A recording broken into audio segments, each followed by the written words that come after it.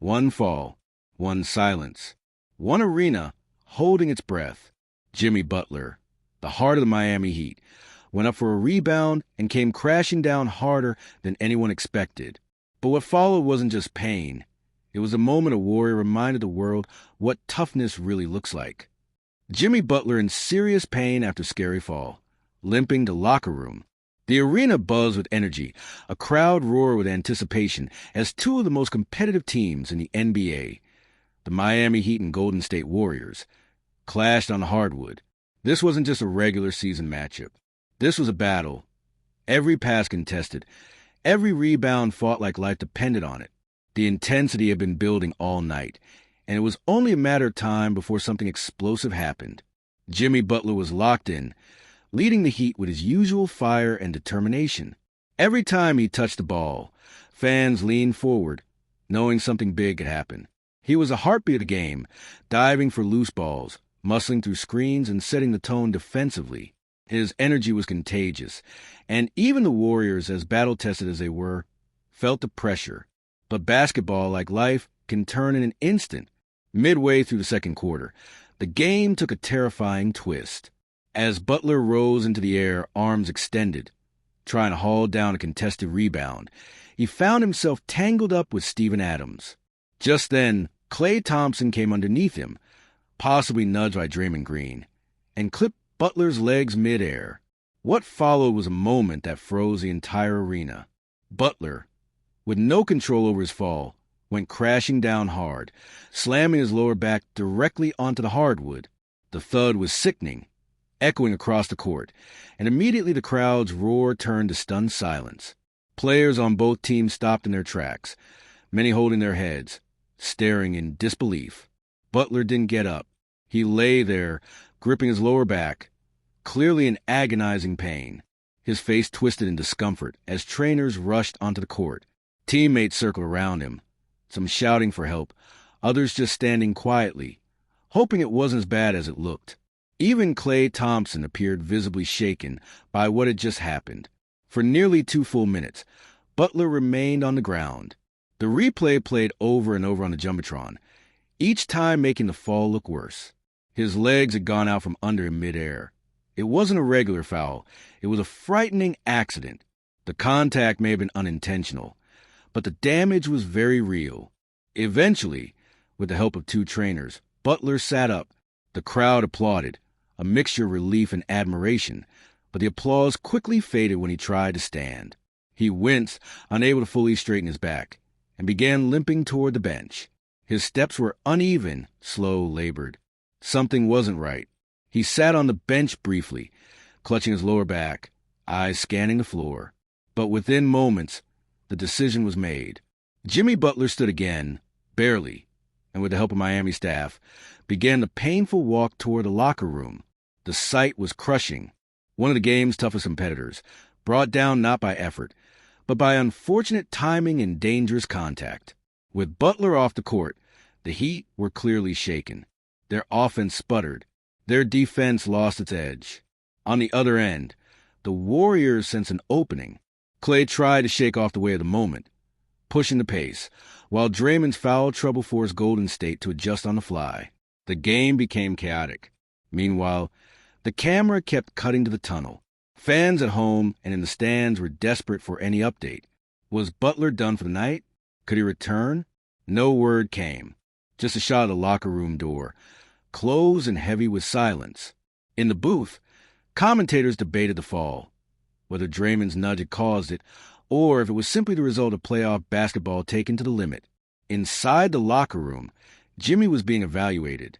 Ice packs were applied, movement was tested. The pain in his tailbone was sharp, shooting through his back with every shift in position. The trainers were focused, but even they couldn't give a clear answer yet. Was it a bruise, a strain, or something worse? As the third quarter began, all eyes turned once again to the tunnel, and then a roar. Butler emerged slowly, still limping, wrapped in heat pads, walking with the posture of a man in serious discomfort. He didn't return to the game, but the mere sight of him walking out brought the crowd back to life. He wasn't done yet, not completely. The rest of the game played out with both teams missing key stars. Butler, Curry, and Draymond were all out at once, a rare sight that changed the pace and feel of the matchup. Miami did their best to hang in, leaning on their bench, while the Warriors tried to capitalize. But something was missing. That fire, that tension, the heartbeat that Butler provided. When the final buzzer sounded, the scoreboard almost didn't matter. All the talk shifted to Butler's condition. Was he going to be out long? Would this change the outcome of the series? Would the Heat have to face the next game without their leader? Social media lit up with slow-motion clips, medical speculation, and worried fans. Back in the locker room, Butler sat quietly, surrounded by ice and tape. He didn't speak much. He didn't need to. Everyone knew what this meant. He was hurt, really hurt. But if there's one thing Jimmy Butler has proven time and time again, it's that pain doesn't stop him. If there's any way he can play in Game 5, he will. The playoffs are brutal. They test bodies, minds, and hearts. And in that brutal fall, Jimmy Butler proved once again why he's one of the toughest players in the league. No matter how bad the fall, it's a fight to get back up that defines a warrior. And Jimmy Butler, he's the definition of that word. The hours after Jimmy Butler's fall were filled with uncertainty. Miami's locker room, usually loud and buzzing with energy, was quiet, eerily so. Trainers moved with purpose, trying to get a better read on Butler's condition, while teammates gave him space, silently hoping their leader would bounce back like he always did. But the truth was, Butler wasn't bouncing back just yet. His tailbone was badly bruised, and every step sent a jolt of pain shooting up his spine. Laying flat on the medical table, he stared at the ceiling, processing what had happened. He wasn't just hurting physically, he was frustrated. Not with Thompson, not even with the fall itself, but with the timing. His team needed him now more than ever. Coach Spoelstra walked in, placing a hand on Jimmy's shoulder.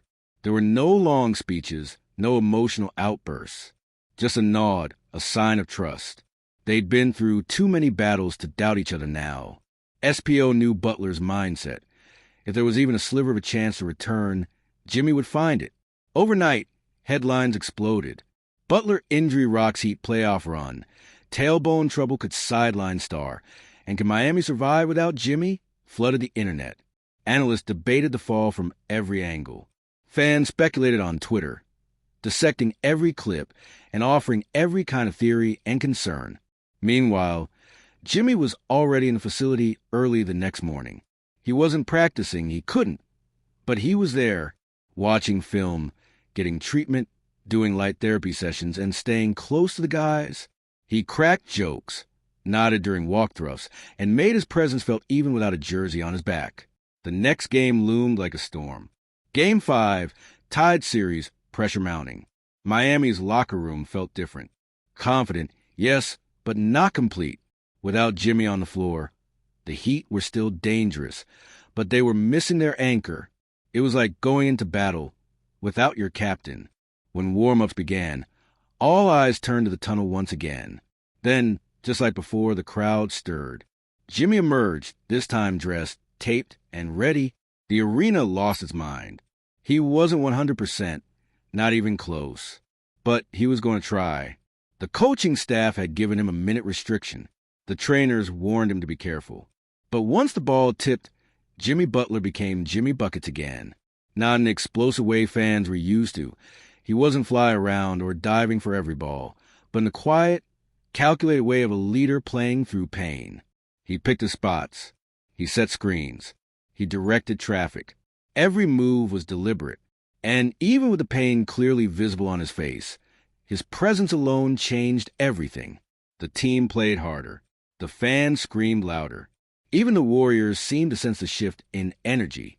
Klay Thompson gave Butler a respectful nod at one point, a small gesture, but a meaningful one. This wasn't about beef. This was about respect. Two Warriors battling on the court, knowing the risks, feeling the toll, and still going at it. Butler didn't play the entire game, and he didn't need to. His leadership filled every corner of the arena. Teammates stepped up. Bam Adebayo dominated inside. Gabe Vincent and Caleb Martin hit key shots. It wasn't the Jimmy Butler show. It was the Miami Heat family responding to their leader's call. Late in the fourth quarter, with the Heat up by 3 and the game hanging in the balance, Butler returned to the floor. Grimacing, limping slightly, he still managed to lock it on defense and hit one crucial jumper that sent the crowd into a frenzy. It wasn't flashy, but it was fearless. As the buzzer sounded and Miami took the win, the team swarmed Butler, not because he dropped 40 points, but because he showed up, he showed heart. He showed the toughness that defines Miami basketball. And in doing so, he reminded everyone why his name belongs among the greats. The post-game interview was short. When asked about the injury, Butler just smiled and said, "It's the playoffs, man. I'm not sitting down unless I can't walk." That was all he needed to say. And with that, the legend of Jimmy Butler grew once more, not just as a baller, but as a fighter who refuses to stay down no matter how hard he falls.